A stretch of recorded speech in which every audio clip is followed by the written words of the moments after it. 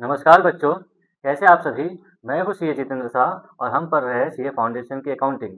तो पिछले वीडियो में हमने जो जो डिस्कस किया था उसे हम एक बार फटाफट रिवाइज कर लेते हैं, फिर हम आगे बढ़ेंगे जनरल एंट्रीज के साथ में। ठीक है, तो पिछले वीडियोस में हमने क्या क्या पढ़ा था उसे एक बार देखते हैं।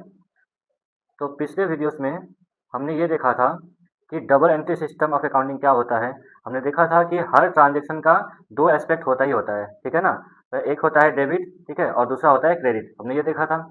डेबिट क्रेडिट क्या होता है, हमने ये जाना था कि अकाउंट का जो लेफ्ट साइड होता है उसे डेबिट कहते हैं और जो राइट साइड होता है उसे क्रेडिट कहते हैं। ठीक है, हमने ये सीखा था। फिर हमने देखा था गोल्डन रूल्स ऑफ अकाउंटिंग क्या होता है। तो उससे पहले हमने देखा था कि ट्रेडिशनल अप्रोच में अकाउंट्स का क्या क्लासिफिकेशन है। तो अकाउंट्स का क्लासिफिकेशन क्या है यहाँ पर, तो एक तो है पर्सनल अकाउंट, ठीक है, और दूसरा है इम्पर्सनल अकाउंट। इम्पर्सनल अकाउंट में हमने देखा था कि रियल अकाउंट होता है और फिर नॉमिनल अकाउंट होता है। ठीक है, नॉमिनल अकाउंट क्या होता है, जितना भी expenses, income, profits, gains, revenue ये सब है वो नॉमिनल अकाउंट में क्लासीफाई हो जाता है। ठीक है, हमने ये सीखा था। फिर देखा था रियल अकाउंट। रियल अकाउंट में जितना भी एसेट्स होता है ना, कुछ एसेट्स को छोड़कर वो सभी रियल अकाउंट में क्लासीफाई होता है। हमने ये भी सीखा था। ठीक है, फिर पर्सनल अकाउंट क्या होता है, हमने ये देखा था। उसमें तीन क्लासिफिकेशन है, एक है नेचुरल पर्सन, एक है आर्टिफिशियल पर्सनल अकाउंट, ठीक है, और एक है representative personal account. Representative personal account में हमने देखा था जितना भी नॉमिनल अकाउंट होता है ना, उसमें अगर प्रीफिक्स या सफिक्स लग जाए तो वो रिप्रेजेंटेटिव पर्सनल अकाउंट बन जाता है, क्योंकि रिप्रेजेंटेटिव पर्सनल अकाउंट जो होता है वो किसी पर्सन को रिप्रेजेंट करता है। ठीक है, तो ये बात हमने समझा था। फिर देखा था कि ट्रेडिशनल अप्रोच के हिसाब से गोल्डन रूल्स क्या बनता है। तो रियल अकाउंट में देखा था हमने कि वर्ड कम्स इन उसे डेबिट करते हैं, ठीक है, फिर वर्ड गोस आउट उसे क्रेडिट करते हैं। हमने ये भी सीखा था। फिर देखा था पर्सनल अकाउंट में रिसीवर जो होता है उसे डेबिट करते हैं, फिर जो गिवर होता है उसे हम क्रेडिट करते हैं। ठीक है, हमने ये देखा था। फिर ये भी देखा था कि नॉमिनल अकाउंट होता है, उसमें ऑल एक्सपेंसेस एंड लॉसेस जो होता है उसे हम डेबिट कर देते हैं। ठीक है, और जितना भी रेवेन्यूज एंड गेन्स होता है उसे हम क्रेडिट कर देते हैं। हमने ये भी सीखा था। ठीक है, फिर उसके बाद हमने सीखा था मॉडर्न अप्रोच, जिसे हम अकाउंटिंग इक्वेशन अप्रोच भी कहते हैं। तो ये जो फॉर्मूला है asset equals to liability plus capital, capital को हम इक्विटी भी कहते हैं। तो ये फॉर्मूला हमने बेसिक्स ऑफ अकाउंटिंग जब सीखा था तो वहाँ हमने डिराइव किया था, याद है आप लोगों को। तो इसमें हम सीखा था कि जो ईयर का बिगिनिंग होता है ना, उसमें इस फॉर्मूला में ना जीरो लगा दिया जाता है कि A zero equals to L zero plus E zero, ठीक है, ताकि वो जीरो जो है वो बिगिनिंग ऑफ द पीरियड को डिनोट किया जाता है। उसी तरह एंड ऑफ द पीरियड के लिए वन लगा दिया जाता है, ठीक है, A one equals to L one plus E one. ठीक है, हमने ये देखा था। फिर ये जो फॉर्मूला है profit equals to revenue minus expense, ये भी हमने बेसिक्स ऑफ अकाउंटिंग में डिराइव किया था कि कैसे आया। ठीक है, और हमने ये भी जाना था कि प्रॉफिट जो होता है वो अल्टीमेटली कैपिटल का ही पार्ट बनता है। ठीक है, फिर आगे हमने देखा था कि मॉडर्न क्लासिफिकेशन ऑफ अकाउंट्स के हिसाब से क्या क्लासिफिकेशन बनता है, उसका क्या रूल्स बनता है, हमने ये भी जाना था। तो उसमें हमने शॉर्ट में जाना था क्लियर। ठीक है, क्लियर यानी सी से कैपिटल, ठीक है, कैपिटल अगर इंक्रीज करता है तो उसे क्रेडिट कर देंगे, ठीक है, अगर डिक्रीज करता है तो उसे डेबिट कर देंगे। हमने ये सीखा था। फिर लाइबिलिटी, एल से लाइबिलिटी है, उसी तरह जैसे कैपिटल है, अगर इंक्रीज करता है तो हम उसे क्रेडिट कर देंगे, डिक्रीज करता है तो हम उसे डेबिट कर देंगे, ये हमने सीखा था। ठीक है, फिर उसके बाद ई है और ए है, ठीक है, ई से एक्सपेंस, ए से एसेट है। अगर इसमें उल्टा रूल है, क्या है कि अगर एसेट या एक्सपेंस इंक्रीज करता है तो उसे हम डेबिट करते हैं। ठीक है, ये भी हमने सीखा था।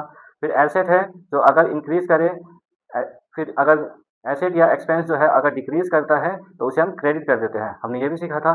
ठीक है, फिर हमने देखा था रेवेन्यू। ठीक है, रेवेन्यू क्या है, अगर इंक्रीज करे तो उसे हम क्रेडिट कर देंगे, ठीक है, और डिक्रीज करता है तो उसे हम डेबिट कर देते हैं। ठीक है, हमने ये सीखा था। और उसके बाद हमने फिर अपने स्टडी मॉड्यूल से आईसीएआई का जो स्टडी मॉड्यूल है, हमने वहाँ से कुछ क्वेश्चन भी प्रैक्टिस किया था।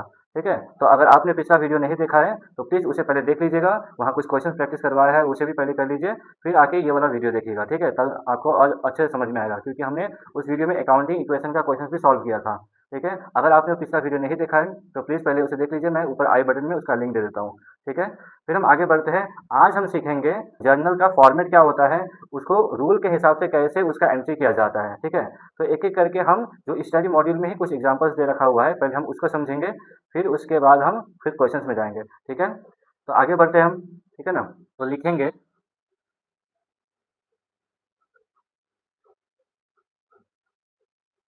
जर्नल, आप भी साथ साथ लिखिए ताकि एंगेज रहे।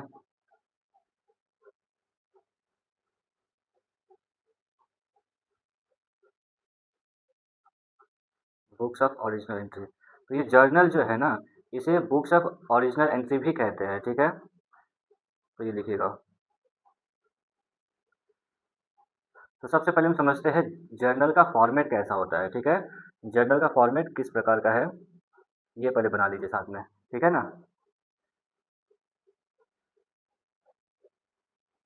तो मेरे साथ साथ बनाइएगा।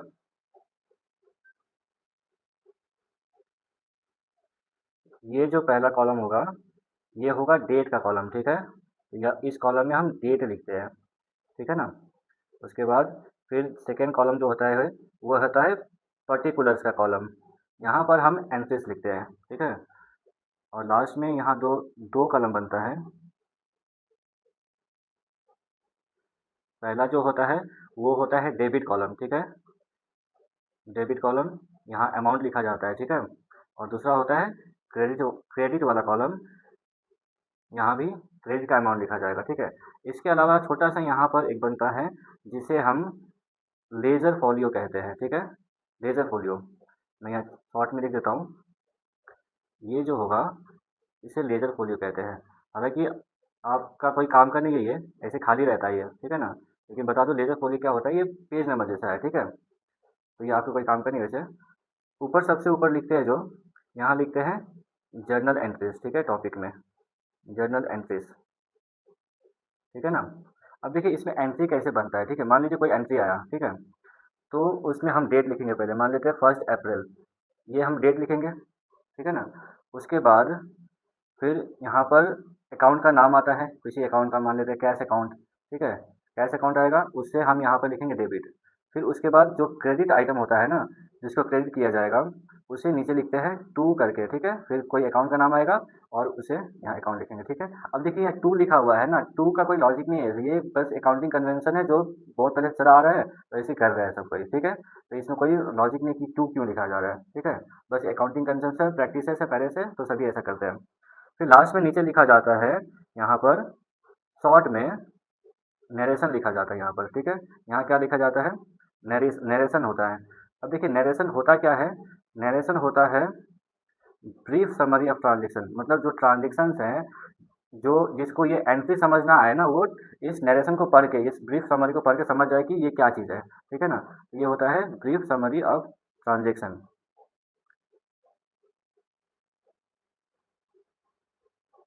ठीक है।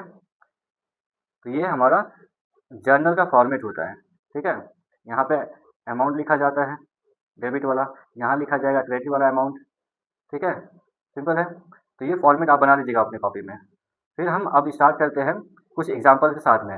अब एक एक करके एग्जाम्पल्स देखेंगे और रूल्स के आधार पर, जो रूल्स हमने सीखा था ना, और यहाँ जो हम करेंगे वो मॉडर्न रूल के हिसाब से करेंगे क्योंकि वो ज़्यादा आसान है, ठीक है। तो रूल्स के आधार पर हम एक एक जर्नल एंट्री को समझेंगे, एक एक ट्रांजेक्शन का जर्नल कैसे पास किया जाता है उसको समझेंगे रूल वाइज, ठीक है। तो देखिए, तो सबसे पहले हम लिखेंगे एग्जाम्पल 1। तो यह साथ साथ लिखिएगा। यहाँ होगा Mohan started business with 50 lakh rupees in his bank account, ठीक है। तो बिजनेस क्या क्या मोहन ने क्या किया, अपने बिजनेस के बैंक अकाउंट में 50 लाख रुपये इन्वेस्ट कर दिया। तो हमें जितना भी सोचना है ना, हमने पढ़ा था बिजनेस एंटिटी कंसेप्ट क्या होता है, तो हमें सारा जो सोचना है वो बिजनेस एंटिटी के पॉइंट ऑफ व्यू से सोचना है कि बिजनेस के नज़रिए से क्या हो रहा है, ठीक है। ओनर के नज़रिए से हमें नहीं सोचना होगा, ठीक है ना। तो मोहन तो ओनर है लेकिन हमें सोचना है बिजनेस एंटिटी के नज़रिए से, ठीक है। तो एक एक करके समझेंगे। तो देखिए अब यहाँ पर क्या है, Mohan started business with 50 lakh rupees in his bank account, ठीक है। तो बिजनेस के बैंक अकाउंट में इन्वेस्ट किया है 50 लाख रुपया और बिजनेस स्टार्ट किया है। तो देखिए बिजनेस के नज़रिए से बिजनेस के बैंक अकाउंट में 50 लाख रुपया आ रहा है ना, तो बैंक बैलेंस बढ़ रहा है। तो बैंक क्या है, ठीक है, बैंक है एसेट, तो एसेट इंक्रीज कर रहा है। और रूल के हिसाब से हमने क्या पढ़ा था कि एसेट इंक्रीज करे तो उसे हम डेबिट करेंगे, ठीक है। तो हम क्या करेंगे, यहाँ बैंक अकाउंट डेबिट कर देंगे क्योंकि बैंक अकाउंट जो है एसेट है और एसेट जो है इंक्रीज कर रहा है, ठीक है, ठीक है ना। तो एसेट जो है यहाँ लिख लीजिएगा, एसेट है इंक्रीज कर रहा है, ठीक है। तो ये 50 लाख रुपीज़ का डेबिट हो जाएगा, ठीक है। आया बात समझ में। फिर हम देखेंगे, अब देखिए बिजनेस के नज़रिए से बैंक अकाउंट में पैसा आया, एसेट बढ़ गया, ठीक है, एसेट इंक्रीज हुआ, हमने डेबिट कर दिया।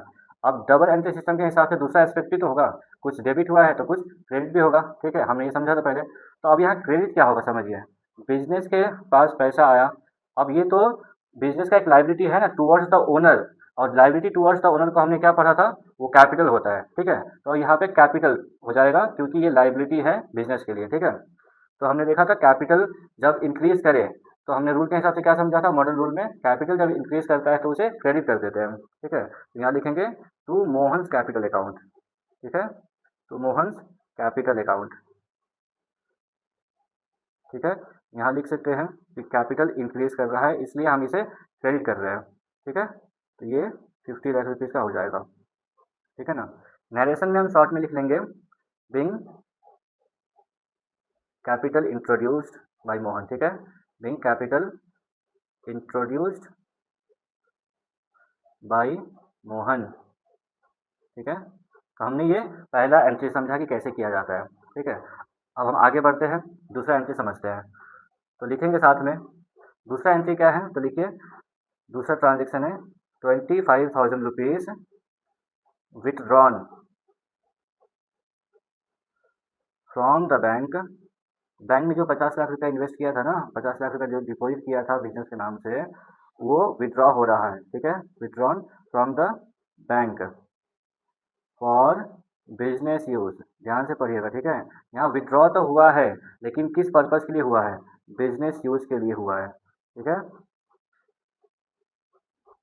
किस लिए हुआ है, बिजनेस यूज के लिए हुआ है। तो पहले ट्रांजेक्शन को समझिए हुआ क्या है, ये बिजनेस के बैंक अकाउंट से पैसा निकाला, निकाला तो गया कहाँ, क्या ओनर अपने घर ले गया है, नहीं, अगर घर ले गया होता तो पर्सनल यूज लिखा होता, यहाँ बिजनेस यूज हुआ है, बिजनेस यूज के लिए ड्राइंग हुआ है, इसका मतलब बिजनेस के बैंक अकाउंट से पैसा निकाल के बिजनेस के ही कैश में लाया है, ठीक है, समझ रहे हैं ना, ताकि बिजनेस में यूज़ कर सके। तो ये पर्सनल यूज़ के लिए नहीं है, तो ये ड्राइंग नहीं होगा यहाँ पर, ठीक है, ये बिजनेस यूज़ के लिए हो रहा है। तो देखिए बिजनेस के नज़रिए से क्या होगा यहाँ पर, बिजनेस का बैंक बैलेंस जो है कम हो रहा है तो एक एसेट गिरा, ठीक है, एक एसेट रिड्यूस हुआ है, और बिजनेस में कैश आ रहा है, तो कैश आ रहा है तो कैश बैलेंस जो है इंक्रीज कर जाएगा, यानी एसेट इंक्रीज कर जाएगा।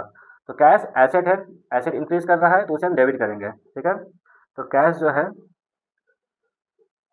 कैश अकाउंट हम डेबिट कर देंगे क्योंकि कैश एसेट है और एसेट इंक्रीज कर रहा है, ठीक है। यहाँ हम लिखते हैं एसेट इंक्रीज कर रहा है, तो कितने का होगा, तो ये होगा 25,000 रुपीज़ का, है ना। और देखिए दूसरा एस्पेक्ट क्या है, एसेट इंक्रीज किया, यहाँ पे कैश इंक्रीज किया तो बैंक अकाउंट डिक्रीज हुआ है ना, तो बैंक भी एसेट है, तो ये दूसरा एसेट जो है डिक्रीज कर रहा है, तो रूल के हिसाब से एसेट डिक्रीज होगा तो उसे क्या करेंगे, उसे हम क्रेडिट कर देंगे, ठीक है, सिंपल समझ में आया। यहाँ लिखेंगे टू बैंक अकाउंट, ठीक है, टू बैंक अकाउंट, तो ये हो जाएगा 25,000, यहाँ बगल में लिख लीजिए क्योंकि यहाँ पे एसेट जो है वो डिक्रीज हुआ है इसलिए, ठीक है ना। नरेशन में शॉर्ट में लिखेंगे, नरेशन बहुत बड़ा नहीं लिखना है, ठीक है, छोटा सा लिखना है, हमें समराइज करके लिखना होता है, ठीक है। Being cash withdrawn from bank, ठीक है, कैश विड्रॉन फ्रॉम बैंक, ठीक है, समझ में आया, सिंपल है। अब देखिए इसी का दूसरा पहलू मैं समझा देता हूँ, अगर यही क्वेश्चन जो होता ना ऐसा होता 25,000 rupees withdrawn from the bank for personal use, तो ये अगर पर्सनल यूज़ होता तब यहाँ पे ड्राइंग होता, ठीक है। तो अभी समझा दो ड्राइंग कैसे होगा।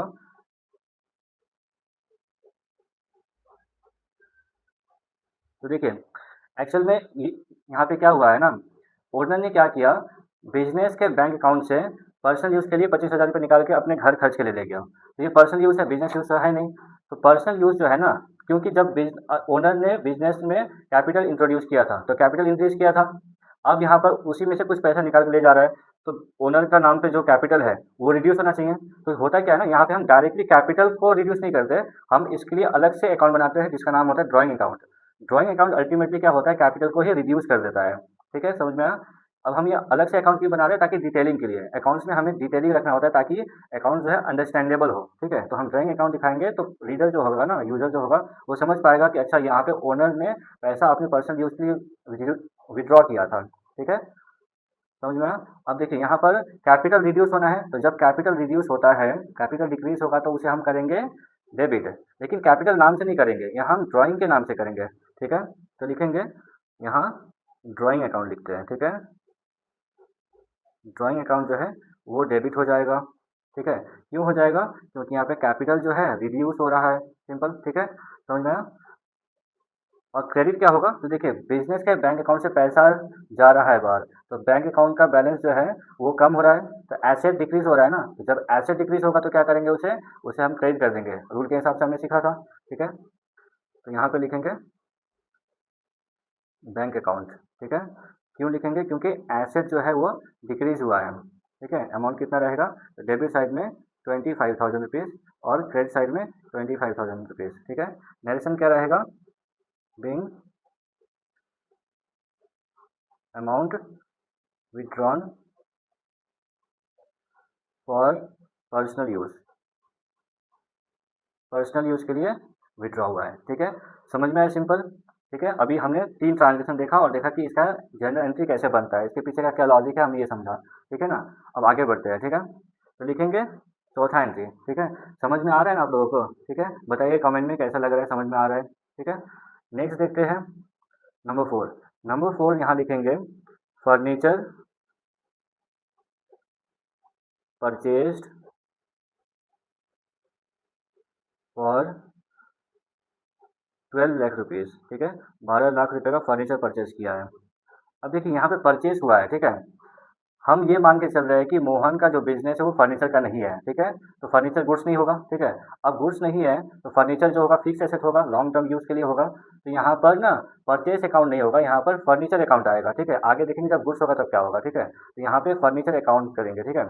अब देखिए जब फर्नीचर परचेज किया गया है तो फर्नीचर जो है एसेट है अपना, और जब एसेट आएगा बिजनेस में तो एसेट इंक्रीज करेगा, है ना। एसेट इंक्रीज करेगा तो एसेट इंक्रीज करेगा तो डेबिट होगा, ठीक है। तो फर्नीचर जो है क्योंकि यहाँ पर बिजनेस में इंक्रीज हो रहा है, ठीक है, तो एसेट इंक्रीज, तो फर्नीचर अकाउंट जो है उसको हम करेंगे डेबिट, ठीक है। समझ में आया? क्यों करेंगे? क्योंकि एसेट जो है वो इंक्रीज हुआ है, ठीक है। इतना समझ में आया? अब देखिए सिंपल सा बात समझिएगा, फर्नीचर परचेज किया है तो फर्नीचर आया, बदले में कुछ गया होगा ना, सेकेंड एस्पेक्ट, ठीक है। डबल एंट्री का दूसरा एस्पेक्ट ये है कि बदले में कुछ गया होगा, बदले में यहाँ बैंक अकाउंट से आपका पेमेंट हुआ है, ठीक है। तो बैंक अकाउंट से पेमेंट हुआ है तो बैंक बैलेंस आपका रिड्यूस होगा, तो एसेट डिक्रीज, क्रेडिट कर देंगे, ठीक है। सिंपल समझ में आया? टू बैंक अकाउंट, क्यों क्रेडिट कर रहे हैं? क्योंकि यहाँ पर एसेट जो है दूसरा एसेट डिक्रीज हो रहा है, ठीक है। समझ में आया? अमाउंट क्या होगा? डेबिट साइड में जो होगा वो 12 लाख रुपीज़ होगा, ठीक है, और क्रेडिट साइड में भी 12 लाख रुपीज़ होगा, ठीक है। दोनों साइड सेम होना चाहिए, ठीक है। इतना समझ में आया? इसका नरेशन लिख लेंगे। नरेशन सिंपल सा छोटा सा लिखना है, ज़्यादा बड़ा नहीं लिखना है। ब्रिंग फर्नीचर परचेज्ड, ठीक है। आया बात समझ में? ठीक। अब नेक्स्ट आगे बढ़ते हैं हम। लिखिएगा ट्रांजेक्शन नंबर 5, ठीक है। तो इसमें हम गुड्स परचेज करेंगे अब, ठीक है। तो लिखिए purchased goods for 4 lakh rupees, 4 lakh रुपये का गुड्स परचेज किया है, ठीक है। ओके,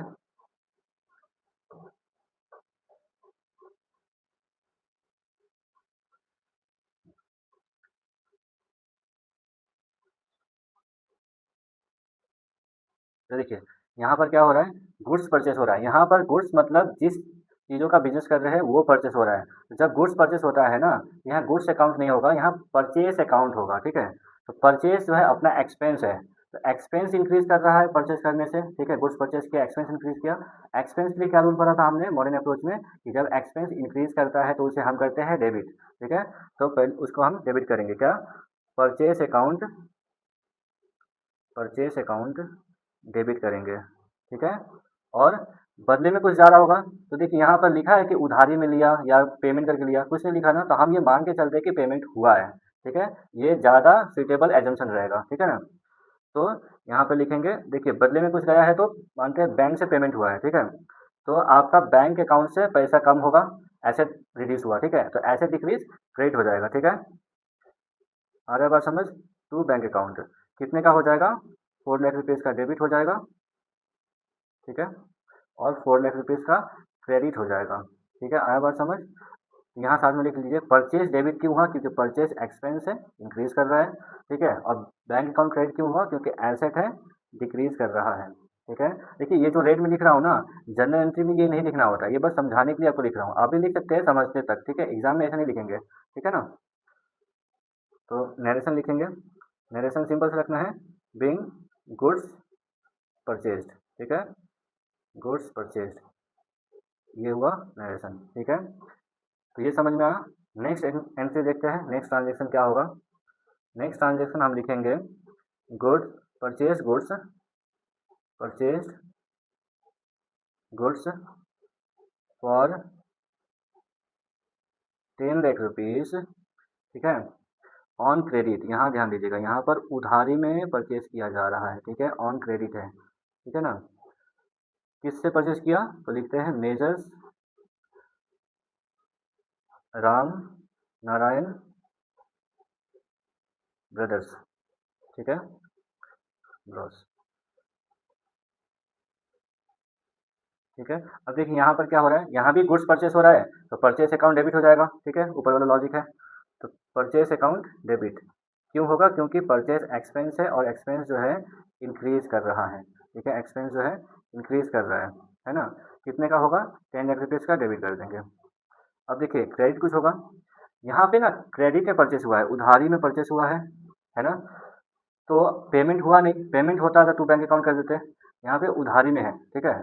इसका मतलब है कि जिससे परचेज किया है राम नारायण ब्रदर्स को, आपको 10 लाख रुपया देना होगा फ्यूचर में, है ना। तो पेमेंट करने का एक लाइबिलिटी है, तो पेएबल अमाउंट है ना, एक लाइबिलिटी क्रिएट हुआ, तो लाइबिलिटी बढ़ रहा है आपका। जब लाइबिलिटी बढ़ेगा तो लाइबिलिटी इंक्रीज क्या पड़ा था, हमने क्रेडिट पढ़ा था, ठीक है। तो अब यहाँ पे ना क्रेडिटर का नाम लिखा जाएगा, जिसके प्रति लाइबिलिटी है उसका नाम लिखा जाता है, ठीक है। तो यहाँ लिखेंगे मेजर्स राम नारायण ब्रदर्स, ठीक है, राम नारायण ब्रदर्स, ब्रैकेट में लिख लीजिए कि ये क्रेडिटर है, ठीक है, ज़्यादा अच्छा अंडरस्टैंडिंग रहेगा इसमें, ब्रैकेट में क्रेडिटर लिखेंगे, ठीक है। तो यहाँ पे क्यों हो रहा है क्रेडिट, क्योंकि लाइबिलिटी इंक्रीज कर रहा है, ठीक है ना। आ रहा है बात समझ में।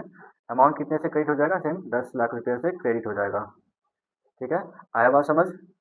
तो नरेशन लिखेंगे सिंपल सा छोटा सा, Bing goods purchased on credit, ठीक है, ओके। तो नेक्स्ट ट्रांजेक्शन देखते हैं अब। नेक्स्ट ट्रांजेक्शन क्या है, यहाँ पर सेल करते हैं आप, ठीक है, sold goods to messrs Ram and company, ठीक है, राम एंड कंपनी ये दूसरा कोई है, ठीक है, फॉर 6 lakh rupees, 6 lakh rupees amount is received in cheque. तो आपने क्या किया, यहाँ पर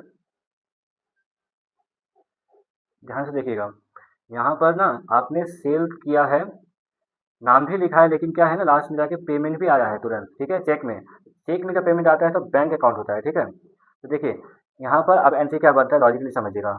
जब आपने सेल किया है और बैंक अकाउंट में पैसा आया है, ठीक है, तो बैंक अकाउंट में पैसा आया तो बैंक बैलेंस बढ़ेगा, ठीक है। तो एसेट इंक्रीज, तो एसेट को हम डेबिट करेंगे, तो एसेट क्या है यहाँ पर, बैंक अकाउंट है, ठीक है। तो बैंक अकाउंट एसेट है, इसे हम करेंगे डेबिट, बैंक अकाउंट डेबिट। क्यों डेबिट करेंगे, क्योंकि एसेट इंक्रीज हो रहा है, ठीक है, समझ में आया? तो कुछ क्रेडिट होगा, तो क्रेडिट होगा यहाँ पर कुछ। तो देखिए क्रेडिट क्या होना है, यहाँ पे आप क्या सेल कर रहे हैं, सेल कर रहे हैं गुड्स, जिस चीज़ का आप बिजनेस कर रहे हैं। तो जब गुड्स परचेज करते हैं ना, तो परचेस होता है, परचेस अकाउंट होता है, और जब सेल करते हैं तो सेल्स अकाउंट होता है, ठीक है। ये स्पेसिफिक अकाउंट यहाँ बनता है, गुड्स अकाउंट नहीं बनता, ठीक है ना। तो सेल देखिए, सेल हो रहा है आपका, तो रेवेन्यू इंक्रीज हो रहा है, रेवेन्यू जब इंक्रीज करेगा तो हम क्या करेंगे, रूल के हिसाब से रेवेन्यू इंक्रीज क्रेडिट करते हैं, ठीक है। यहाँ आप लिखेंगे सेल्स अकाउंट, ठीक है, सेल्स अकाउंट। क्यों सेल्स अकाउंट क्रेडिट हुआ, क्योंकि रेवेन्यू जो है इंक्रीज कर रहा है, सिंपल, ठीक है। अमाउंट कितना होगा, 6 लाख रुपीज़ का डेबिट साइड में होगा और 6 लाख रुपीज़ का क्रेडिट साइड में होगा, ठीक है। आया बात समझ में। नेक्स्ट यहाँ पे छोटा सा नरेशन लिखेंगे, बिंग गुड्स सोल्ड, ठीक है, ठीक है। आगे बढ़ते हैं अब, नेक्स्ट ट्रांजेक्शन देखते हैं। नेक्स्ट ट्रांजेक्शन नंबर 8, तो यहाँ लिखेंगे sold goods to Ramesh on credit. यहाँ पर उधारी में बेचा जा रहा है, साफ साफ लिखा है क्रेडिट में बेचा गया है, ठीक है। तो पेमेंट आपको मिला नहीं होगा, मिलेगा बाद में जाके, है ना, फॉर 13 लाख रुपीज़, ठीक है। 13 लाख रुपीज़ का उधारी में सेल हुआ है, ठीक है। तो देखिए क्योंकि उधारी में सेल हो रहा है तो पेमेंट अभी मिला नहीं है, मिलेगा। तो देखिए यहाँ पर सेल तो हुआ है गुड्स का, तो सेल्स हो रहा है तो आपका रेवेन्यू इंक्रीज कर रहा है, रेवेन्यू इंक्रीज करेगा तो रूल के हिसाब से रेवेन्यू इंक्रीज क्रेडिट हो जाता है ना। तो सेल को हम क्या करेंगे, सेल को कर देंगे क्रेडिट, ठीक है, सेल्स अकाउंट। क्यों सेल्स अकाउंट क्रेडिट हुआ, क्योंकि रेवेन्यू है इंक्रीज कर रहा है, ठीक है। अब दूसरा समझिए, पेमेंट तो मिला नहीं अभी, तो बैंक अकाउंट या कैश अकाउंट तो डेबिट होगा नहीं, लेकिन मिलेगा ना बाद में, ठीक है। तो अमाउंट रिसीवेबल है, जिससे मिलने वाला होता है ना, आपने गुड सेल किया है जिससे पैसा लेना है वो डेटर है, तो डेटर इंक्रीज कर रहा है आपका, ठीक है। डेटर इंक्रीज कर रहा है ना, तो ये एसेट है अपना, तो एसेट इंक्रीज कर रहा है, तो एसेट इंक्रीज करेगा तो उसे करेंगे हम डेबिट करते हैं, ठीक है। तो डेटर का नाम लिखेंगे जब नाम पता हो तो, ठीक है। तो यहाँ लिखेंगे रमेश अकाउंट, ठीक है, रमेश अकाउंट। रमेश कौन है, डेटर है अपना, ठीक है। तो ब्रैकेट में लिख लीजिए डेटर, ये डेबिट हो रहा है। क्यों डेबिट हो रहा है, क्योंकि एसेट इंक्रीज कर रहा है, ठीक है, समझ में आया। कितने अमाउंट होगा, तो 13 लाख रुपीज़ डेबिट साइड में और 13 लाख रुपीज़ क्रेडिट साइड में, ठीक है, समझ में आया। तो छोटा सा नरेशन लिखेंगे, being goods sold on credit, ठीक है। आया बात समझ, ठीक है। तो अब आगे बढ़ते हैं हम, नेक्स्ट ट्रांजेक्शन देखते हैं, नंबर 9। तो देखिए ध्यान से समझिएगा, अब यहाँ पे क्या हो रहा है ना, रिसीव्ड चेक फ्रॉम रमेश, ठीक है। कितने का चेक मिला, तो मान लेते हैं 5 लाख रुपये का चेक मिला है, ठीक है। चेक मिला यानी कि आपके बैंक अकाउंट में जब जो चेक मिला है आप जब बैंक अकाउंट में जब जमा जमा कर देंगे तो बैंक अकाउंट बढ़ जाए, बैंक अकाउंट का बैलेंस बढ़ जाएगा, ठीक है ना।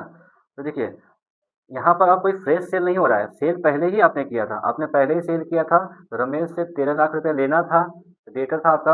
अब 5 लाख रुपये मिल चुका है, समझ में आ रहा है, मिल चुका है, तो आप क्या चेक में आया तो आपका बैंक बैलेंस बढ़ेगा, एसेट इंक्रीज, तो एसेट को हम करेंगे डेबिट, ठीक है। तो एसेट करेंगे डेबिट, तो लिखेंगे यहाँ पर बैंक अकाउंट डेबिट लिखेंगे। क्यों डेबिट लिखेंगे, क्योंकि एसेट है, एसेट इंक्रीज कर रहा है।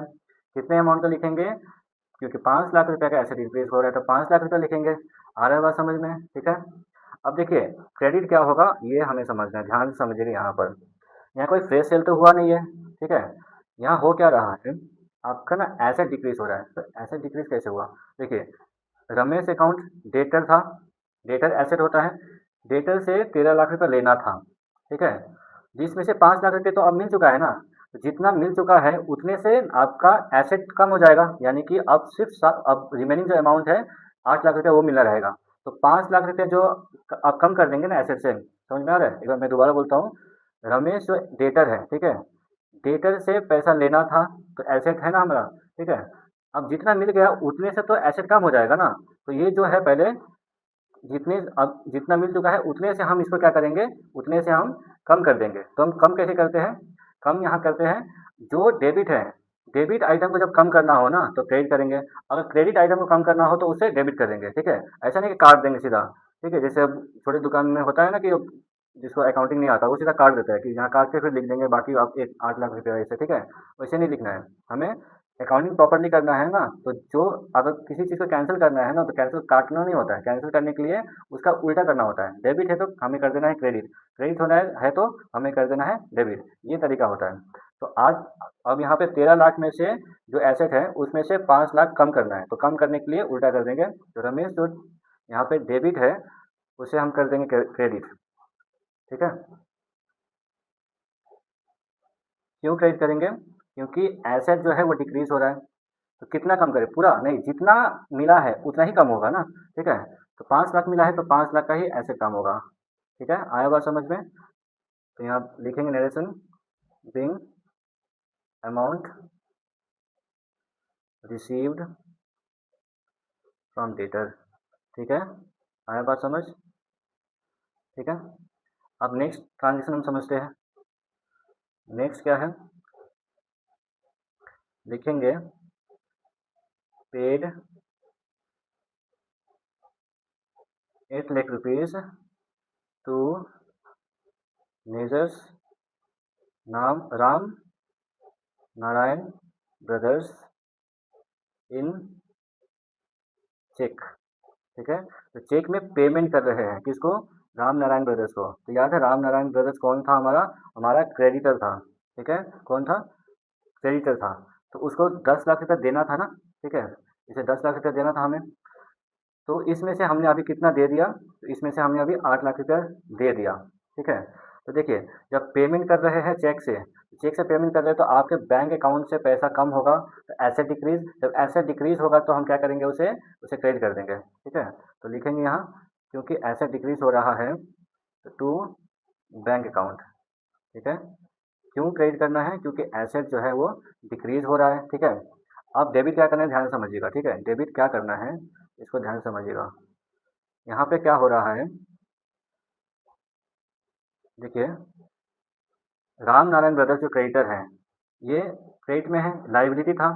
ठीक है, लाइबिलिटी था यानी कि पे करना था ना, तो लाइबिलिटी बना कर रखा था आपने। जितना पे कर दिया उतने का तो लाइबिलिटी कम हो जाएगा ना, जितना 10 लाख में से जो 8 लाख पे कर दिया तो 8 लाख का लाइबिलिटी अब कम हो जाएगा। ठीक है, आ रहा है बात समझ। तो अब कम करने के लिए क्या करना होगा, कैंसिल करना है, तो जो क्रेडिट था उसे हम डेबिट कर देंगे। तो राम नारायण ब्रदर्स जो क्रेडिट में लिखा हुआ है ना, उसको हम कम करेंगे 8 लाख से। तो 8 लाख से कम करने का तरीका क्या है, ये जो क्रेडिट साइड में है इसको हम कर देंगे डेबिट साइड में। ठीक है, तो देखिए कैसे होता है। अब यहाँ पे लिखेंगे राम नारायण ब्रदर्स। ठीक है, लिख लीजिए ब्रैकेट में क्रेडिटर कम हुआ है। ठीक है, हमने डेबिट क्यों किया, सिंपल, हमने डेबिट इसलिए किया क्योंकि लाइबिलिटी जो है वो कम हुआ है। लाइबिलिटी जब इंक्रीज करता है तो हम उसे क्रेडिट करते हैं, लेकिन डिक्रीज करता है तो उसे हम डेबिट करते हैं। तो यहाँ लाइबिलिटी डिक्रीज हो रहा है। ठीक है, कितने से, 8 लाख से डिक्रीज हो रहा है। ठीक है, और पेमेंट जो है 8 लाख जा रहा है। आया बात समझ में। ठीक है, तो नरेशन लिखेंगे छोटा सा, being amount paid to creditor, being amount paid to creditor. ठीक है, आया बात समझ। तो अगला देखें हम, अगला नेक्स्ट लिखते हैं नंबर 11। ठीक है, तो लिखेंगे यहाँ पर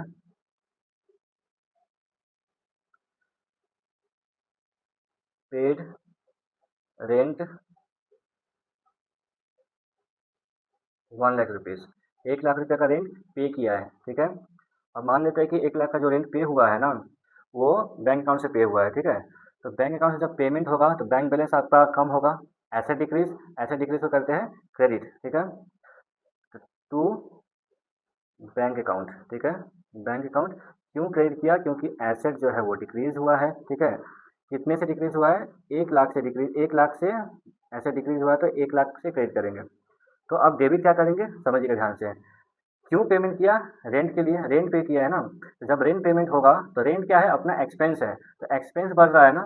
तो रूल के हिसाब से क्या सीखा था हमने, एक्सपेंस इंक्रीज जब करता है तो उसे करते हैं हम डेबिट। ठीक है, एसेट इंक्रीज करेंगे डेबिट, तो रेंट अकाउंट आएगा। ठीक है, रेंट अकाउंट जो है वो एक्सपेंस अकाउंट है। ठीक है, तो क्यों डेबिट कर रहे हैं, क्योंकि एक्सपेंस जो है वो इंक्रीज कर रहा है। ठीक है, कितने से डेबिट करेंगे, जितना से एक्सपेंस इंक्रीज किया है। तो 1 लाख पे किया तो 1 लाख का एक्सपेंस होगा, है ना। आया बात समझ। तो छोटा सा नरेशन लिखेंगे, बिंग रेंट पेड। ठीक है, फॉर द मंथ ऑफ, लिख सकते हैं इसे। ठीक है, छोटा सा था। अब देखिए नेक्स्ट क्या है, नेक्स्ट हम समझते हैं paid 22,000 rupees salary to the clerk. तो आपके ऑफिस में एक क्लर्क है जिसको आपने 22,000 रुपये का सैलरी पे किया है। तो ध्यान से समझिएगा, सैलरी पे किया आपने, बैंक से पैसा गया होगा, बैंक से पैसा गया, बैंक बैलेंस कम हुआ यानी एसेट रिड्यूस हुआ, एसेट रिड्यूस क्रेडिट करते हैं। ठीक है, एसेट रिड्यूस क्रेडिट करेंगे तो बैंक अकाउंट जो कि एसेट है उसे हम करेंगे क्रेडिट। क्यों क्रेडिट करेंगे, क्योंकि एसेट जो है वो रिड्यूस हुआ है। ठीक है, आ रहा है बात समझ। अब देखिए डेबिट क्या करना होगा, डेबिट क्या करेंगे, सैलरी पे किया है ना, तो सैलरी आपका एक्सपेंस है। क्यों एक्सपेंस है? क्योंकि आपने सर्विस लिया है क्लर्क से, ठीक है, क्लर्क ने अपना लेबर दिया है, अपना लेबर वहाँ पे अपना सर्विस दिया है ना, तो उससे बेनिफिट आपने कंज्यूम किया, तो बेनिफिट कंज्यूम किया तो वो आपका सैलरी एक्सपेंस है, तो एक्सपेंस इंक्रीज कर रहा है, तो यहाँ पे लिखेंगे सैलरी अकाउंट, सैलरी एक्सपेंस, ठीक है, ये डेबिट होगा। क्यों डेबिट हुआ ये लिख लीजिए, क्योंकि एक्सपेंस इंक्रीज हुआ है, एक्सपेंस इंक्रीज क्या करते हैं, रूल के हिसाब से हम करते हैं डेबिट, ठीक है। तो कितने का डेबिट होगा, जितने से एक्सपेंस है उतना हम करेंगे, और जितना पेमेंट हुआ है उतना हम यहाँ पे क्रेडिट में लिखेंगे। आया बात समझ, ठीक है। तो लिखेंगे बिंग सैलरी पेड, ठीक है, being salary paid for the month of, लिख सकते हैं, मैं छोटा सा लिखता हूँ, ठीक है। अब देखिए यहाँ पर ना एक बात समझिएगा, ये जो दो अलग अलग एंट्री है ना, ये अलग अलग किया हुआ है, इसे ना हम कंबाइन भी कर सकते हैं। ऐसे तो ये सिंगल एंट्री है, ठीक है। सिंगल एंट्री क्या होता है, जिसमें एक डेबिट और एक क्रेडिट होता है, जिसमें एक डेबिट और एक क्रेडिट होगा उसे हम सिंगल एंट्री करेंगे कहेंगे, ठीक है। जैसे यहाँ पे एक ही डेबिट है, एक ही क्रेडिट है, तो ये सिंगल एंट्री है। उसी तरह ये एक ही डेबिट है, एक ही क्रेडिट है, तो ये सिंगल एंट्री है। हमने इसको मर्ज करके भी एक ही एंट्री पास कर सकते हैं, ठीक है, वो कंपाउंड एंट्री बनेगा। कंपाउंड एंट्री क्या होता है, जहाँ एक से ज़्यादा डेबिट या एक से ज़्यादा क्रेडिट या दोनों, ठीक है, जब एक से ज़्यादा होता है तो उसे हम कहते हैं कंपाउंड एंट्री, ठीक है। तो ये जो है ना, इसको हम और करके भी लिख सकते हैं, जैसे ये दोनों है ना अलग अलग एंट्री किया था, तो इसे हम मर्ज करके एक साथ कर सकते हैं। देखिए कैसे, और करके लिखिएगा। यहाँ देखिए सैलरी डेबिट हो रहा है, रेंट भी डेबिट हो रहा है, और पेमेंट और क्रेडिट में जो दोनों तरफ जो है, दोनों में यहाँ भी बैंक क्रेडिट है, यहाँ भी बैंक क्रेडिट है, ठीक है। तो बैंक जो क्रेडिट हो रहा है ऊपर भी और नीचे भी, दोनों को दो बार ना लिख के एक ही बार लिखेंगे, ठीक है। और जो अलग अलग हो रहा है उसको अलग अलग लिखेंगे, ठीक है। देखिए रेंट और सैलरी अलग अलग है अकाउंट के नाम पर, तो उसको अलग ही लिखेंगे। तो यहाँ लिख सकते हैं रेंट अकाउंट डेबिट, कितने से, रेंट 1 लाख का खर्चा है तो 1 लाख ही लिखेंगे। सैलरी अकाउंट डेबिट, ये भी खर्चा है, ये भी एक्सपेंस है, ठीक है। ये कितने से एक्सपेंस है, ये 22,000 रुपीज़ से एक्सपेंस है, ठीक है, तो इसको हमने लिख दिया। अब बैंक जो है दो बार आ रहा है ना, तो दोनों नाम तो सेम ही है, तो उसको एक ही बार लिख सकते हैं हम, तो बैंक अकाउंट। तो देखा जाए तो बैंक से पेमेंट कितना हुआ टोटल में, ठीक है, टोटल में पेमेंट हुआ है एक तो 1 लाख रुपया और दूसरा 22,000 रुपया, ठीक है। तो टोटल कितना मिल जाएगा, 1,22,000 रुपीज़, ठीक है। तो इसको हम शॉर्ट में इसको कंबाइन करके हम बना सकते हैं। तो देखिए ये कंपाउंड एंट्री हुआ ना, कंपाउंड एंट्री कैसे, यहाँ पे दो डेबिट आया, जब एक से ज़्यादा डेबिट या एक से ज़्यादा क्रेडिट या दोनों जब ज़्यादा होता है एक से, तो उसे कहते हैं कंपाउंड एंट्री, ठीक है। तो यहाँ पे बगल में लिख लीजिए कि रेंट को क्यों डेबिट किया था, क्योंकि एक्सपेंस इंक्रीज हुआ है इसलिए। सैलरी को क्यों डेबिट किया था, क्योंकि ये भी एक्सपेंस है, इंक्रीज हो रहा है इसलिए। बैंक अकाउंट क्योंकि एसेट है, डिक्रीज हो रहा है, इसलिए हमने इसे क्रेडिट किया था। अब एक बार ध्यान से समझिएगा, ठीक है, ध्यान से सुनिएगा मैं क्या बोल रहा हूँ। ये जो आपने कंबाइन करके एक ही बार लिख दिया ना, ये जो कंबाइन करके एक ही बार लिख दिया है, ये आप तभी कर सकते हैं जब दोनों ट्रांजेक्शन सेम डेट को हुआ हो। अगर अलग अलग डेट में हो ना, तब आप कंबाइन नहीं करेंगे, ठीक है। कंबाइन तभी करेंगे जब ये दोनों एक ही डेट पर हुआ हो। क्यों? क्योंकि जो जर्नल होता है ना, जर्नल क्रोनोलॉजिकल ऑर्डर में बनता है। कैसे बनता है? ये बनता है क्रोनोलॉजिकल ऑर्डर में, डेट वाइज बनता है, ठीक है। यहाँ लिखेंगे, यहाँ लिख लीजिए क्रोनोलॉजिकल ऑर्डर, डेट वाइज बनता है, ठीक है।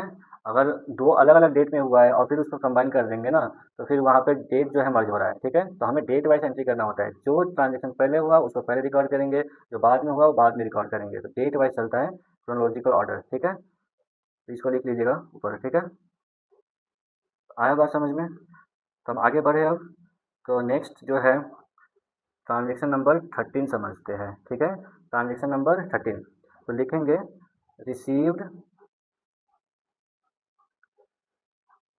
2,20,000 रुपीज़ इंटरेस्ट, तो आपको इंटरेस्ट मिला है, ठीक है। ये ये सारा ट्रांजेक्शन जो है इंडिपेंडेंट है, ठीक है, कोई एक ही ट्रांजेक्शन नहीं एक ही सीरीज में नहीं चल रहा, ये सब अलग अलग ट्रांजेक्शन है, ताकि हम अलग अलग ट्रांजेक्शन का जनरल एंट्री कैसे पास करना होता है हम ये समझेंगे, ठीक है। तो देखिए यहाँ पे इंटरेस्ट आपको रिसीव हो रहा है, तो इंटरेस्ट रिसीव हो रहा है तो बैंक में पैसा आया होगा, ठीक है, तो बैंक बैलेंस बढ़ा, यानी कि एसेट इंक्रीज करेंगे क्या, डेबिट, ठीक है। तो यहाँ लिखेंगे क्योंकि एसेट इंक्रीज कर रहा है, तो बैंक अकाउंट जो कि एसेट है अपना, इसको करेंगे, देखिए एसेट है मॉडर्न अप्रोच के हिसाब से, ठीक है, ट्रेडिशनल अप्रोच के हिसाब से ये एसेट होते हुए भी रियल अकाउंट नहीं, ये पर्सनल अकाउंट है, ठीक है, हमने ये पढ़ा था, ठीक है ना। तो 2,20,000 रुपीज़ का बैंक बैलेंस इंक्रीज कर रहा है, एसेट इंक्रीज कर रहा है, क्योंकि एसेट इंक्रीज कर रहा है इसीलिए हमने इसे क्या किया था, इसे डेबिट किया है, ठीक है, आया बात समझ। अब देखिए क्रेडिट क्या होगा, ठीक है ना, समझिए आपको पैसा क्यों मिला, इंटरेस्ट के नाम पर, और इंटरेस्ट रिसीव जो होता है ना ये अपना इनकम होता है, ठीक है, इनकम कौन से कैटेगरी में जाता है, ये रेवेन्यू के कैटेगरी में जाता है, तो आपका रेवेन्यू इंक्रीज कर रहा है, रेवेन्यू इंक्रीज क्या करेंगे, रेवेन्यू इंक्रीज इसे हम क्रेडिट करेंगे, रूल के हिसाब से पढ़ा था, रेवेन्यू इंक्रीज होगा तो इसे क्रेडिट करते हैं, ठीक है, तो यहाँ लिखेंगे इंटरेस्ट इनकम, ठीक है,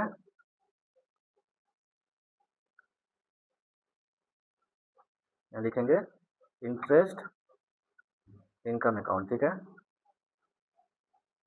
इंटरेस्ट जो है एक्सपेंस भी हो सकता है, अगर आपने लोन लिया है फिर इंटरेस्ट पे किया तो वो इंटरेस्ट एक्सपेंस भी हो सकता है, क्योंकि यहाँ मिला है तो ये आपका इनकम है, ठीक है, तो कितने का इनकम हुआ, 2,22,000 रुपीज़, 2,20,000 रुपीज़ का, ठीक है, तो शॉर्ट में लिखेंगे नरेशन बिंग इंटरेस्ट रिसीव्ड, ठीक है, आया बात समझ में, ठीक है, तो हम आगे बढ़ते हैं, नेक्स्ट ट्रांजेक्शन देखते हैं अब, ठीक है, आ रहा है समझ में आपको, क्या आपने साथ साथ लिखा ये, अगर आपने नहीं लिखा है तो इसे लिख लीजिए साथ साथ, ठीक है, साथ साथ लिखेंगे तो आपका भी दिमाग साथ साथ चलेगा, एंगेजिंग रहेंगे, ठीक है, ठीक है, नेक्स्ट हम करते हैं, अब आगे बढ़ते हैं, नेक्स्ट ट्रांजेक्शन जो है अपना,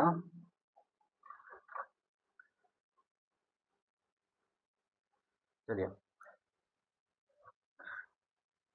लिखेंगे goods return to Ram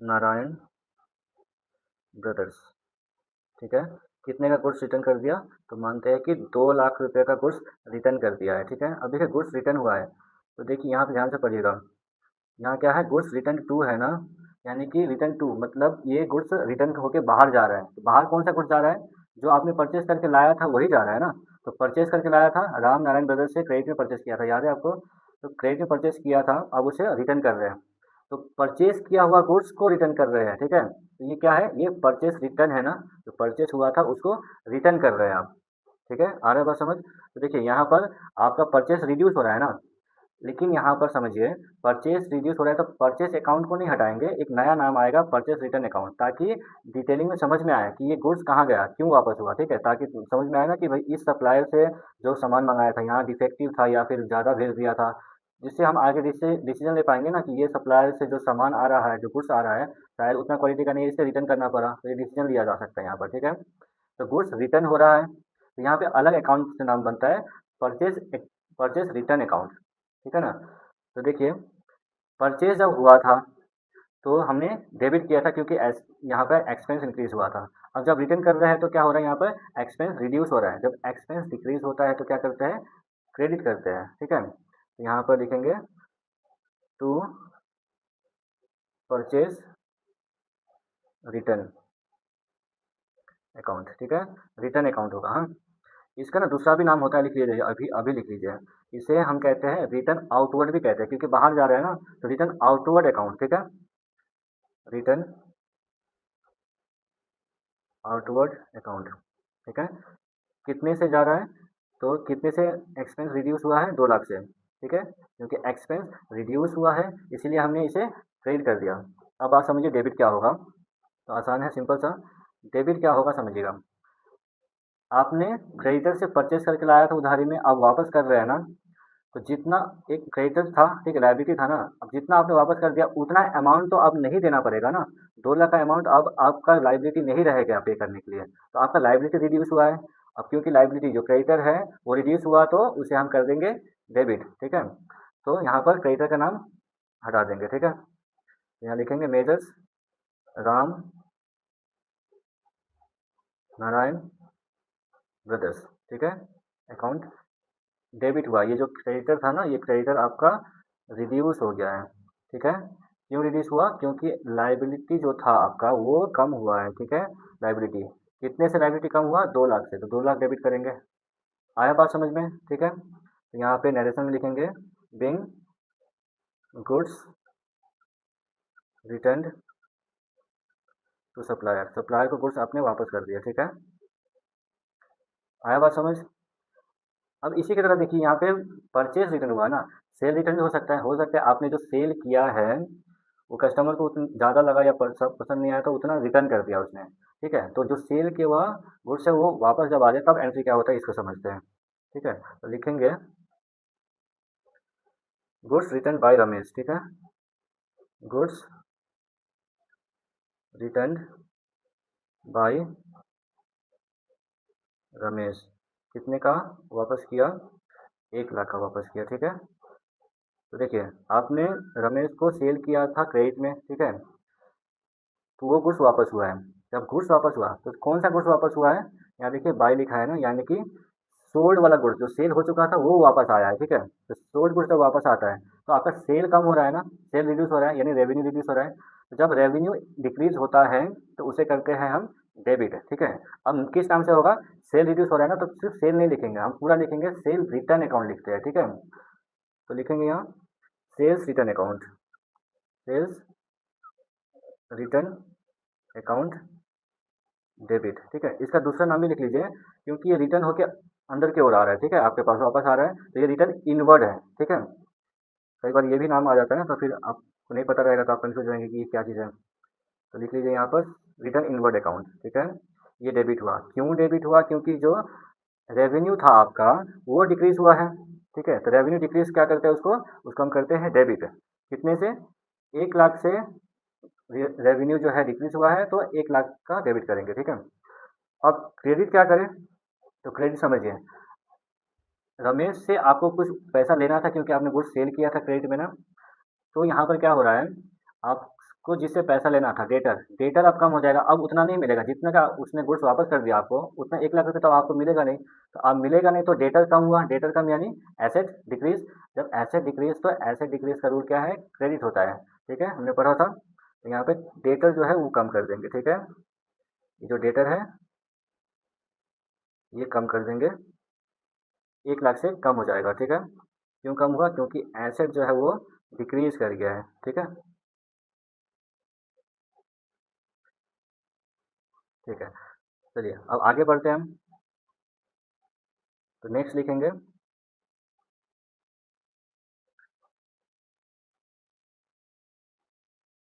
machinery purchased for 5 lakh rupees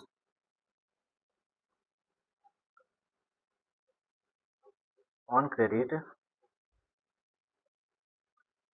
from Tata steel,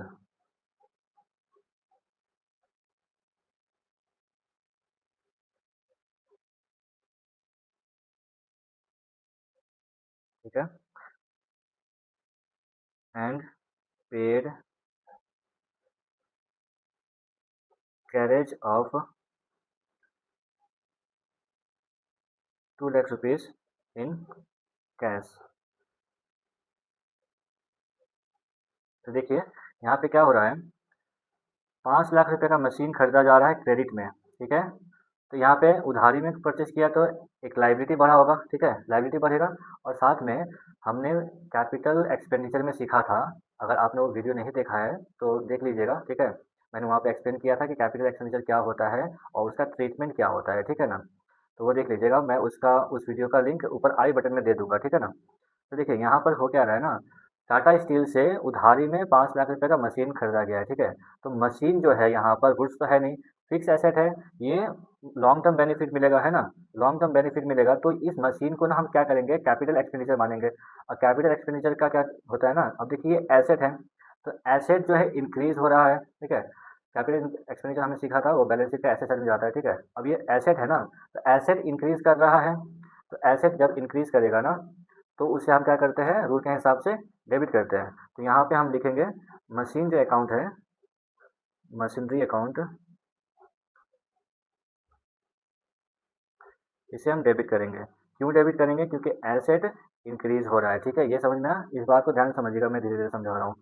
अब देखिए यहाँ पर हो क्या रहा है ना, आप साथ में कैरेज भी तो पे कर रहे हैं इसको लाने का, ठीक है, इसको लाने का कैरेज पे किया है, कैश में पे किया है। ठीक है, अब याद है कैपिटल एक्सपेंडिचर में हमने सीखा था कि जब लॉन्ग टर्म यूज़ के लिए जो एसेट परचेज किया जाता है ना, एक्विजिशन ऑफ फिक्स एसेट, उसमें हमने सीखा था डायरेक्टली एट्रीब्यूटेबल कॉस्ट के बारे में। क्योंकि यहाँ पर अब मशीन तो खरीद लिया आपने, सप्लायर के पास है, वो तो अभी आपके यूज़ का तो हुआ नहीं, वो आपके यूज़ का तब होगा जब उसे लेकर आएंगे और अपने फैक्ट्री में इंस्टॉल करेंगे, तब तक है ना। तो लाने का जो खर्चा हो रहा है ना कैरेज, तो क्योंकि ये कैरेज जो है उस मशीनरी के परचेज से ही कनेक्टेड है, कोई इंडिपेंडेंट है नहीं, है ना।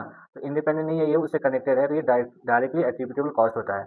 तो वो जो कैरेज का कॉस्ट है वो जो है वो उसके साथ ही जुड़ जाएगा। ठीक है ना, यहाँ लिखेंगे 2 लाख रुपये का है, ठीक, ये 2 लाख नहीं है, ये 20,000 है। ठीक है, तो ये जो कैरेज का खर्चा है कैश में जो पे किया है, ये मशीनरी के कॉस्ट के साथ ही ऐड हो जाता है। ये हमने सीखा था कैपिटल एक्सपेंडिचर में। ठीक है ना, तो देखिए यहाँ पर कैश में पेमेंट हो रहा है। ठीक है, कैश में पे हो रहा है 20,000 रुपये का, तो कैश आपका डिक्रीज हो रहा है, यानी एसेट डिक्रीज। तो कैश को क्या करेंगे हम, कैश को करेंगे क्रेडिट। ठीक है, 20,000 से क्रेडिट कर देंगे क्योंकि 20,000 का कैश पे हुआ है, कैश कम हुआ है। ठीक है, अब यहाँ समझिए कैश क्यों हमने किया कम, क्योंकि कैश क्यों क्रेडिट किया, क्योंकि एसेट डिक्रीज हुआ। अब यहाँ समझिए, आपने 5 लाख रुपये का उधारी में टाटा स्टील से परचेज किया है, तो यहाँ पे एक लाइबिलिटी क्रिएट हुआ ना, तो लाइबिलिटी इंक्रीज हुआ टूवर्ड्स टाटा स्टील। ठीक है, सप्लायर जो है, तो ये 5 लाख रुपये का लाइबिलिटी है, तो लाइबिलिटी इंक्रीज क्या करते हैं हम इसको, लाइबिलिटी इंक्रीज को हम करते हैं क्रेडिट। ठीक है, तो लाइबिलिटी जो इंक्रीज हुआ है, तो यहाँ पे सप्लायर का नाम आएगा। ठीक है, तो टाटा स्टील लिखेंगे। ठीक है, टाटा स्टील। ठीक है, ब्रैकेट में लिख लीजिए, ये जो है ये क्रेडिटर है, लेकिन आपने गुड्स तो परचेज किया नहीं है, तो यहाँ पे क्रेडिटर है, ये मशीनरी परचेज किया ना, फिक्स एसेट है, तो क्रेडिटर फॉर, ठीक है, क्रेडिटर फॉर मशीन लिखिए यहाँ पर, ये ज़्यादा बेहतर रहेगा ताकि गुड्स वाले क्रेडिटर से हम डिस्टिंग्विश कर सकें। ठीक है, अब यहाँ समझिए टाटा स्टील के प्रति कितना लाइबिलिटी है टोटल, 5 लाख रुपये का, तो 5 लाख का लाइबिलिटी जो है हम यहाँ पे लिखेंगे क्रेडिट साइड में। ठीक है, क्यों क्रेडिट किया, क्योंकि लाइबिलिटी इंक्रीज हो रहा है। ठीक है, आया बात समझ में। अब देखिए मशीनरी अकाउंट में अमाउंट कितना आएगा, अब ये समझना है अमाउंट कितना आएगा। 5 लाख रुपये का आपने परचेज किया। ठीक है, मशीनरी का कॉस्ट तो 5 लाख रुपये है, हमने कैपिटल एक्सपेंडिचर में पढ़ा था ना साथ में कि वहाँ पर जब डायरेक्टली एट्रीब्यूटेबल कॉस्ट होता है जो उससे कनेक्टेड है, वो सारा वो खर्चा, हर वो एक्सपेंडिचर जो उस मशीन को, उस फिक्स एसेट को रेडी फॉर यूज कंडीशन तक लाने के लिए किया जाता है, वो सारा कॉस्ट जो है उस मशीनरी का, उस फिक्स एसेट का कॉस्ट का पार्ट बनता है। तो मशीनरी का कॉस्ट एक्चुअल में कितना है, 5 लाख नहीं, सिर्फ 5 लाख नहीं है, ये जो कैरेज पे किया है ना 20,000 रुपये का, जो 20,000 का कैरेज पे किया है, ये भी उसी में जुड़ जाएगा। तो मशीनरी टोटल कितने का हुआ, 5 लाख प्लस 20,000। ठीक है, ये होता है यहाँ पर, तो 5 लाख और 20,000, तो टोटल 5,20,000 रुपीज़। तो यहाँ पे इसको मैं रेट में लिख देता हूँ। ठीक है, देखिए ये कंबाइन करके लिखा हुआ है। ठीक है ना, तो नरेशन लिख लीजिए यहाँ पर, बिंग मशीनरी परचेज, शॉर्ट में लिखते हैं।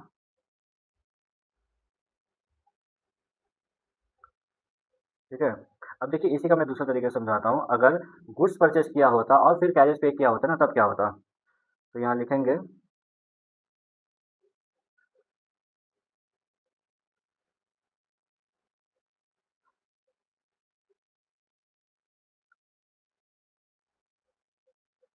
Purchased goods for 15 lakh rupees, 15 lakh रुपये का गुड्स परचेज किया ऑन क्रेडिट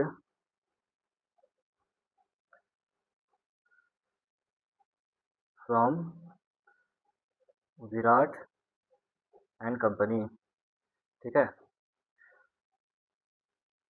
और उस गुड्स को लाने के लिए paid 30,000 rupees for carriage of goods.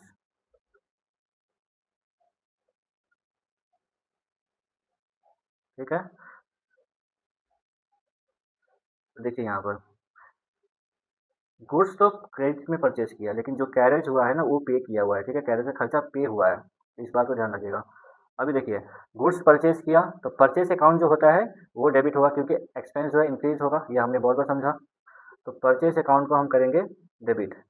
ठीक है, परचेज अकाउंट डेबिट करेंगे, क्यों करेंगे डेबिट, क्योंकि एक्सपेंस जो है वो इंक्रीज कर रहा है। ठीक है, अब देखिए यहाँ पर आपके हाथ से पैसा कितना जा रहा है, कैश कितना पे हो रहा है, तो पे कितना किया है, 30,000 रुपया, 30,000 रुपीज़ पे किया है कैश में, ठीक है। तो कैश रिड्यूस होगा यानी एसेट डिक्रीज इज क्रेडिटेड, ठीक है। तो कैश अकाउंट 30,000 रुपया कम हुआ ना, यहाँ 30,000 रुपया क्रेडिट करेंगे, ठीक है। एसेट क्यों क्रेडिट किया, क्योंकि एसेट, कैश क्यों क्रेडिट किया, क्योंकि एसेट है, एसेट जो है डिक्रीज हो रहा है। इतना बात समझ में आया। देखिए अब साथ में एक बात और समझिए, यहाँ पर गुड्स परचेज किया है क्रेडिट में, तो क्रेडिट में परचेज किया है विराट एंड कंपनी से, तो अब एक लाइबिलिटी क्रिएट हुआ ना कि फ्यूचर में विराट एंड कंपनी को पैसा वापस देना होगा, है ना। तो 15 लाख रुपया जो लाइबिलिटी क्रिएट हुआ है, तो विराट एंड कंपनी जो है क्रेडिटर है, तो क्रेडिटर इंक्रीज यानी लाइबिलिटी इंक्रीज, लाइबिलिटी इंक्रीज करेंगे तो क्या होगा, क्रेडिट किया जाएगा। तो यहाँ पे क्रेडिटर का नाम आएगा Virat and company, Virat and company account, ठीक है। विराट एंड कंपनी के टूवर्ड्स कितना का ड्यू है अमाउंट, 15 लाख रुपये का लाइबिलिटी है, ठीक है। क्यों क्रेडिट किया हमने, क्योंकि लाइबिलिटी इंक्रीज हो रहा है, ठीक है। ये बात समझ में आया। अब आते हैं मेन बात पर, यहाँ पर मेन बात क्या है, कैरेज भी तो खर्चा है ना, यहाँ पर कैरेज का एक्सपेंस है। तो देखिए मशीन वाले में जब किया था तो वहाँ पे वो एक्विजिशन ऑफ फिक्स एसेट था, ठीक है, फिक्स एसेट परचेज किया गया था, तो वो कैपिटल एक्सपेंडिचर था ना, ठीक है। तो कैपिटल एक्सपेंडिचर के साथ जो कनेक्टेड खर्चा था ना, इंसिडेंटल कॉस्ट जो था कैरेज का, उसको मशीन का कॉस्ट का ही पार्ट बना दिया था, ठीक है। लेकिन यहाँ पे ऐसा नहीं है, यहाँ पे हम लॉन्ग टर्म एसेट नहीं परचेस कर रहे हैं, तो ये तो परचेस ऑफ गुड्स जो है ये कैपिटल एक्सपेंडिचर नहीं है, ये रेवेन्यू एक्सपेंडिचर है। तो यहाँ पर जो गुड्स, ये कैरेज का जो खर्चा है 30,000 रुपया, ये अब उसका पार्ट नहीं बनेगा, उससे नहीं जुड़ेगा, ये अलग इंडिपेंडेंट खर्चा होगा अब, ठीक है। तो इंडिपेंडेंट खर्चा है यहाँ पर अलग से, ठीक है। तो कैरेज का खर्चा जो होगा अब इसके लिए अलग अकाउंट बनेगा, कैरेज अकाउंट, ठीक है। तो कैरेज अकाउंट जो है, क्योंकि कैरेज ये भी एक्सपेंस है, तो एक्सपेंस इंक्रीज यानी डेबिट करते हैं, ठीक है। आया बात समझ, कैरेज अकाउंट डेबिट, क्यों डेबिट, क्योंकि एसेट इंक्रीज हो रहा है, ठीक है। तो कैरेज कितने का है, तो कैरेज यहाँ पर 30,000 रुपीज़ का है, ठीक है। तो परचेस ऑफ गुड्स, परचेस का खर्चा कितना है, परचेस का 15 लाख रुपया है, इसमें इस 15 लाख के साथ 30,000 नहीं जुड़ेगा, ठीक है। ये कब होता है, जब कैपिटल एक्सपेंडिचर होता है तब, ठीक है। परचेज जो है वो कैपिटल एक्सपेंडिचर नहीं है, वो रेवेन्यू एक्सपेंडिचर है, ठीक है। आया बात समझ। तो नरेशन लिखिएगा यहाँ पर, being goods purchase, being being goods purchased from Virat and company on credit and amount paid for carriage, ठीक है। चलिए ये समझ में आया। तो हम नेक्स्ट देखते हैं। एक बात समझिएगा, ये जो मशीन परचेज किया है ना, ठीक है, मान लीजिए इसी के लिए, ठीक है, इसके लिए जब मशीन परचेज करके लाया, कैरेज का खर्चा उसका पार्ट बन गया है ना, तो अब यहाँ पर जो है ना इंस्टॉल करने के लिए, ठीक है, वर्कर्स लगाया गया, तो वर्कर्स को जो वेज पे किया है, अब वो वेजेस जो होगा वो उसका अकाउंटिंग कैसा होगा वो देखते हैं, ठीक है। तो यहाँ लिखेंगे wages paid for installation of machinery, 10,000 रुपया, ठीक है, 10,000 रुपया वेजेस पे किया गया है मशीनरी को इंस्टॉल करने के लिए। तो इंस्टॉल क्यों किया जा रहा है, रेडी फॉर यूज़ कंडीशन के लिए, ठीक है, रेडी फॉर यूज़ तक लाने के लिए वेजेस का खर्चा हुआ है यहाँ पर, ठीक है। मशीनरी जो है कैपिटल एक्सपेंडिचर है, तो वेजेस जो होगा, वेजेस का खर्चा जो है वो मशीनरी के कॉस्ट के साथ जुड़ जाएगा, ठीक है, वेजेस अकाउंट कोई अलग से नहीं आएगा यहाँ पर, ठीक है। तो ये वेजेस का खर्चा जो है ये मशीनरी का ही कॉस्ट का पार्ट बनेगा, तो यहाँ पर वेजेस अकाउंट नहीं होगा, यहाँ मशीनरी अकाउंट होगा। अगर यही वेजेस पे किया होता गुड्स मैन्युफैक्चर करने के लिए, ठीक है, तो वो गुड्स मैन्युफैक्चरिंग जो होता है फिर वो कैपिटल एक्सपेंडिचर नहीं, वो रेवेन्यू एक्सपेंडिचर होता है। और रेवेन्यू एक्सपेंडिचर के केस में क्या होता है, वेजेस का अकाउंट अलग से बनेगा, ठीक है। यहाँ पर क्योंकि मशीनरी के साथ जुड़ा हुआ है तो मशीनरी कैपिटल एक्सपेंडिचर है, तो यहाँ वेजेस अकाउंट नहीं आकर मशीनरी अकाउंट आएगा, ठीक है ना। मशीनरी अकाउंट एसेट है मशीन, ठीक है, तो एसेट इंक्रीज कर रहा है,